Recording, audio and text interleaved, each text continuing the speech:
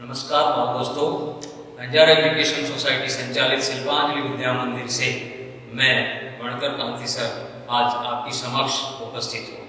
आगे हमने 6 पाठ सीखे, अब 7वें पाठ पर जा रहे हैं जिसका नाम है सोच अपनी अपनी। बच्चों, ये पाठ के नाम से ही हमें पता चलता है कि अपने अपने दिमाग से सोचकर जवाब देने हैं, उसको हम वाद विवाद भी कहते हैं। तर्क वितर्क करके हम अपनी अपनी सोच बताते हैं, जिसके बारे में विशेष जानकारी प्राप्त करते हुए देखते हैं किसी विषय के पक्ष में और विपक्ष में तर्क वितर्क से अपने विचारों की अभिव्यक्ति ही वाद विवाद है। वाद विवाद मौखिक भाव अभिव्यक्ति का अत्यंत प्रभावशाली तथा महत्वपूर्ण रूप है।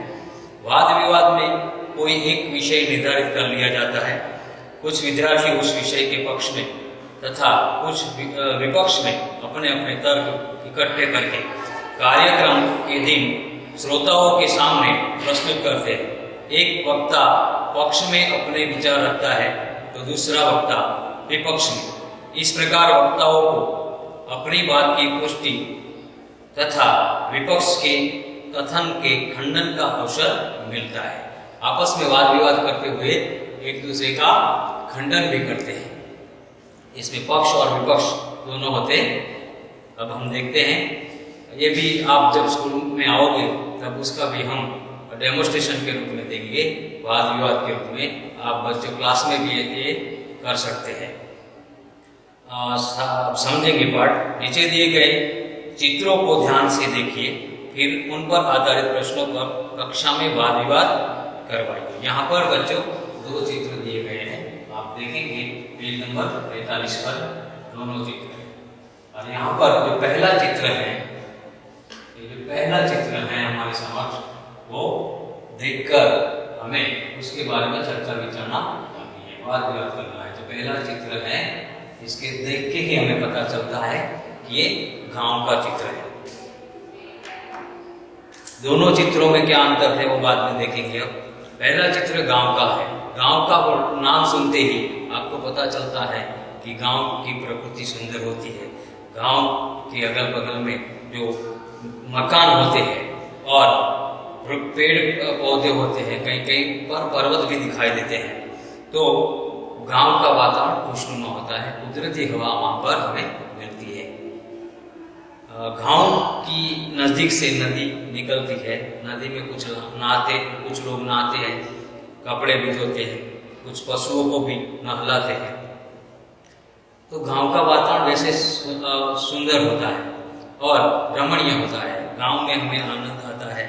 गांव में शांति होती है, शहर की जैसी भगदड़ नहीं होती।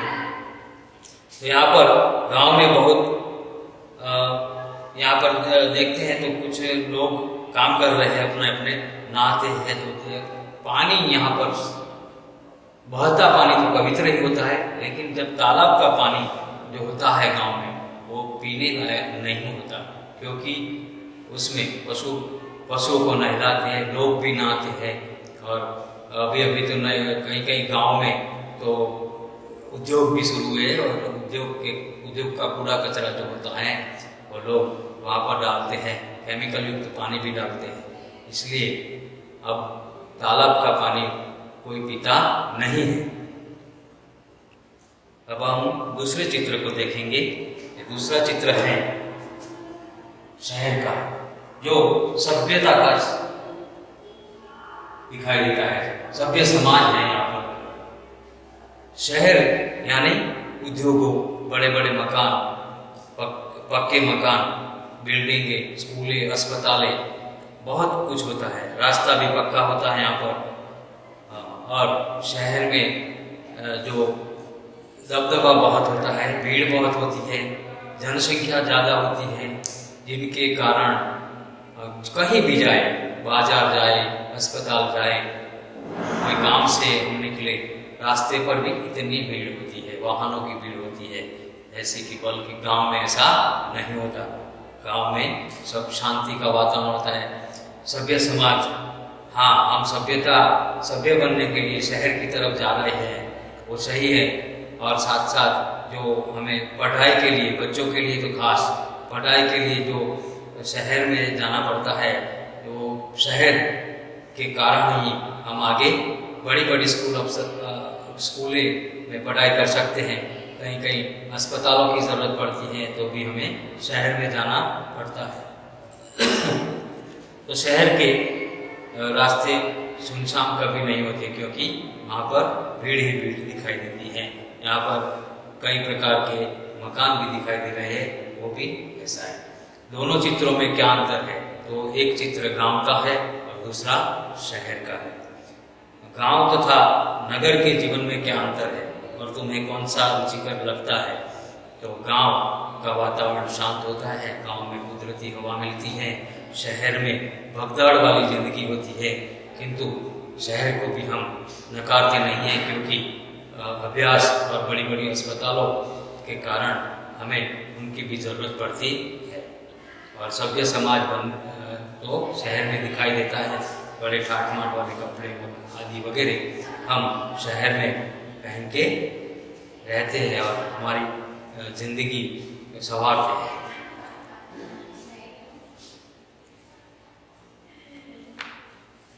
आपको अगर पूछा जाए कि आपको गांव का जीवन सही लगा या शहर का, तो आप तो बोलेंगे हम शहर में रहते हैं। कुछ गांव वाले बोलेंगे कि गांव का जीवन अच्छा है। कुछ बच्चे ऐसा बोलेंगे हम शहर में रहते हैं तो हमारा जीवन भी सही है। क्या तालाब का जल पीने के लिए योग्य है? यदि नहीं तो क्यों? तो तालाब का जल, वैसे भी मैंने आपको समझाया कि तालाब का जल पीने लायक नहीं होता, क्योंकि वो वहाँ पर तालाब में गंदगी बहुत होती है, पशुओं को नहलाते हैं लोग, कपड़े धोते हैं। कई कई तालाबों को मैंने बताया कि कचरा कूड़ा भी लोग डालते हैं, जिनके कारण तालाब का जल पीने लायक नहीं होता, यदि क्योंकि वो दूषित होता है। अब बच्चों, आगे आपको उनके आधार पर देखना है कि कई प्रकार की बातें हैं। विज्ञान वरदान या अभिशाप। अगर पॉजिटिव स्वरूप में देखें तो विज्ञान एक वरदान है, क्योंकि विज्ञान के कारण हम आज कई प्रकार की सुविधाओं से सज्ज है। और कभी कभी ऐसी भी विज्ञान की खोज है जो मनुष्य को नुकसान भी करती है, जैसे कि पहले जो अणु परीक्षण किया गया था नागासाकी और हिरोशिमा पर, जिनके कारण वहाँ के बच्चे आज भी लूले लंगड़े पैदा होते हैं। तो कई जहरीली दवाएं भी, जहरीली वायु भी, आज के संक्रमण की बातें जो हो रही है, जो कोरोना वायरस की बातें हो रही है, उनमें भी विज्ञान यानी चीन का हाथ दिखाई दे रहा है, ऐसा हमें लग रहा है। तो बच्चों, विज्ञान ने हमारी सुख सुविधा, समृद्धि, तकनीकी, मेडिकल, आधुनिक तरीके से सैन्य सरंजाम आदि हमें दिया है। साथ साथ विज्ञान के कुछ नुकसान भी है, मैंने आपको बताई।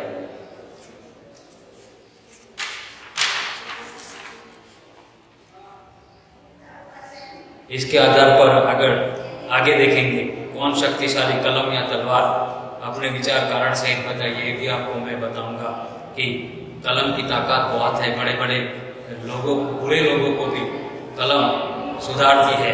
रामायण, महाभारत, गांधी जी की जो आत्मकथा है, जिनके कारण कई लोग सुधर गए और आगे बढ़े हैं। जबकि तलवार लोगों को काटती है, वो कभी जोड़ती नहीं है। तलवार हमेशा लहू बहाती है। तलवार से समाज का निर्माण नहीं होता, समाज आगे नहीं बढ़ता, क्योंकि उसमें गुस्सा ही होता है, जिनके कारण लोगों को अलग करता है। ये तलवार है। अब आगे देखेंगे कि बहुत दूर जन्म ले रहा है धरती जैसा एक ग्रह। तो ये भी